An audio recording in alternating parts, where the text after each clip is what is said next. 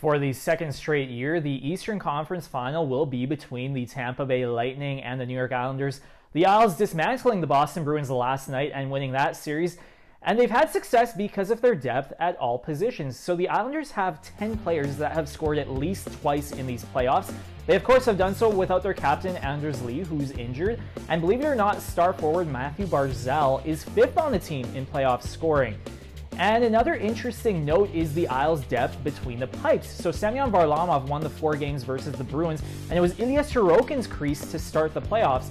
So that hasn't happened in a very long time. So the last time in the National Hockey League playoffs where a team won consecutive playoff series with different goalies winning those 4 games was way back in 1987 with the Montreal Canadiens, when Patrick Waugh and Brian Hayward both won 4 games each in their playoff run.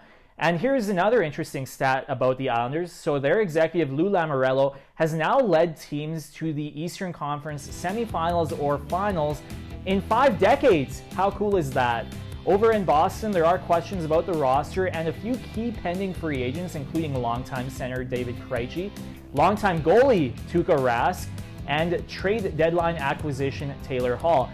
And over in Montreal, the Habs got a socially distanced special guest, as Hall of Famer Bob Gainey dropped by to visit his old team and give them some advice about how to manage the long layoff between games and just how to enjoy the process and live in the moment, because of course lengthy playoff runs do not happen every year and players certainly know not to take them for granted.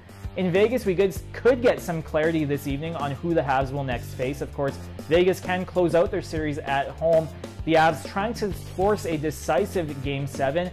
And if it gets to that point, the Avs will get Nazem Kadri back. So his suspension was upheld by a neutral arbitrator, and should Colorado win tonight, they will get him back for Game 7 at home as well. So definitely something to keep an eye on.